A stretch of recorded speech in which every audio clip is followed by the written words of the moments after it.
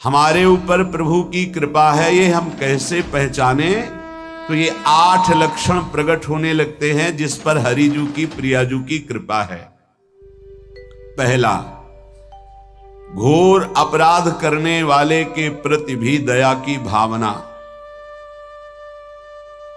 शांति पहला लक्षण है। भाव में भी पहले शांत भाव है। हमारे ऊपर श्री हरिजू की कृपा है, इसकी पहचान ये 8 लक्षण।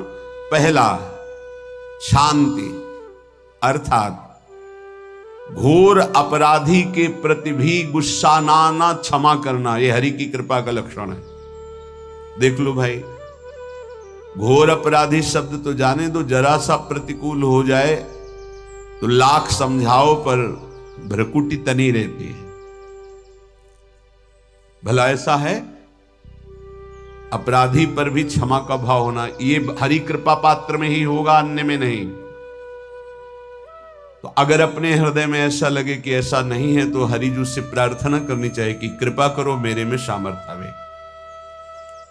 दूसरा, अनुसूया, वो किसी भी के प्रति कभी भी कोई दोष दर्शन ही नहीं करेगा।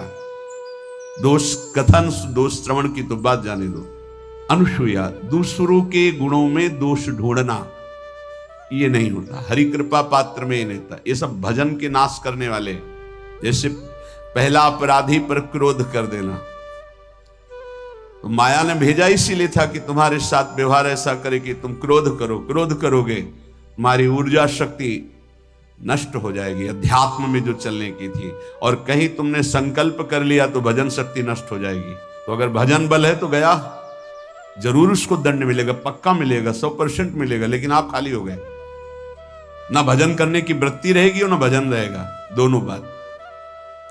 अनुसूया, किसी के सद्गुणों में दोष देखना, गुणों में दोष ढूंढना, ये हरि कृपा पात्र में नहीं होता। ये बहुत मंगलमयी बातें हैं जिससे हमारा भजन मार्ग पुष्ट होता है।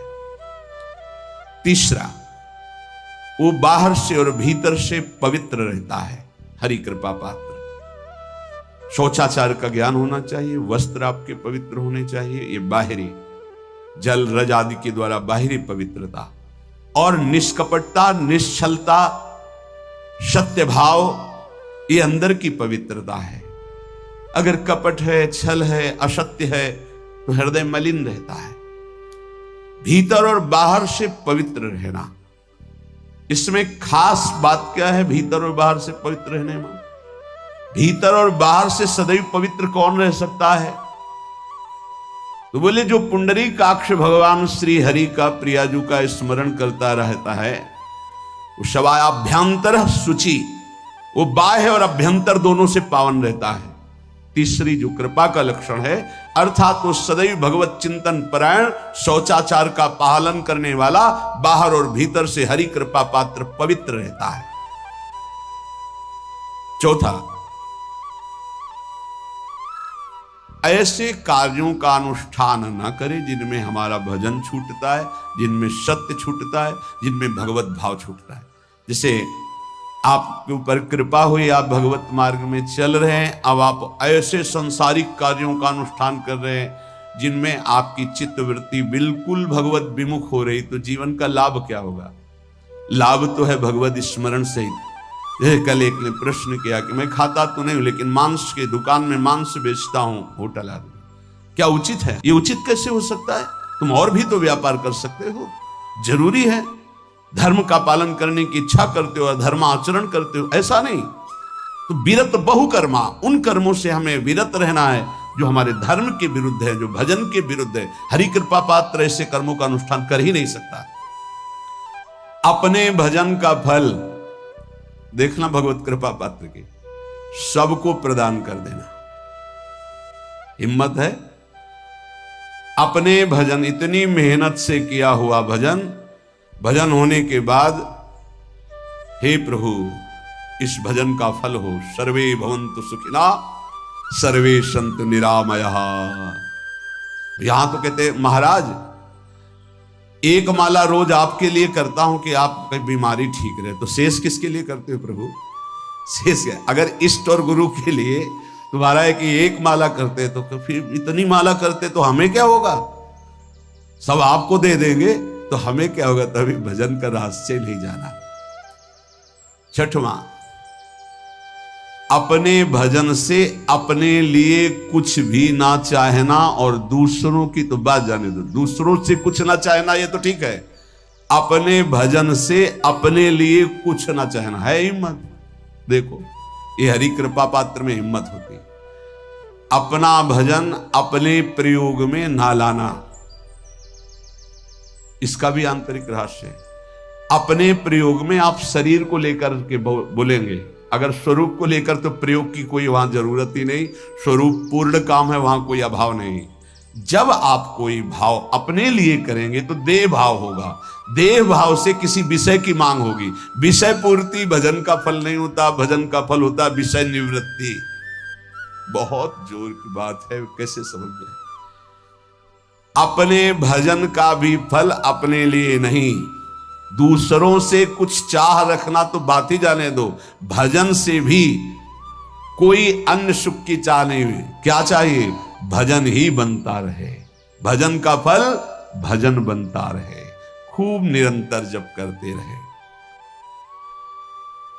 सातवां, किसी भी मान सम्मान कीर्ति पद प्रतिष्ठा के मिलने पर हृदय का असंतुष्ट हो जाना, यह हरि कृपा पात्र का लक्षण होता है। प्रणाम नमस्कार जय हो तो हृदय में असंतुष्ट हो जाना चाहिए। कोई किंचन मात्र अभिमान न उदय हो जाए। प्रभु बचाओ, ये माया की चकाचौंध से बचा लो नाथ। कौन सा अपराध बन गया कि आपकी जय की जगह यहां हमको ऐसा सुनना पड़े। मान प्रतिष्ठा कीर्ति जिसके लिए बड़े बड़े लालायित रहते, हरि कृपा पात्र को विष की तरह चुभती है। और आठवां, किसी भी प्राणी समुदाय से संबंध ना रखते हुए सब पर दया की भावना, सब पर कृपा की भावना, सब पर करुणा मैत्री पर किसी से ममता नहीं।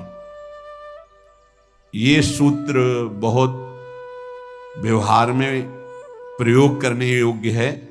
सबसे करुणा और मैत्री पर किसी से ममता नहीं। करुणा तो करी भरत जी ने, मैत्री भी की मृग से, पर ममता रहित नहीं रहे। ममता कर ली तो अगला जन्म हिरण का हो गया। ममता नहीं रखी, निर्ममो निरहंकारा। करुणा मैत्री तो करनी है, जैसे इसमें आदेश गीता में दिए आदेश है, अद्वेष्टा सर्वभूतानां मैत्रः करुणैव च। पर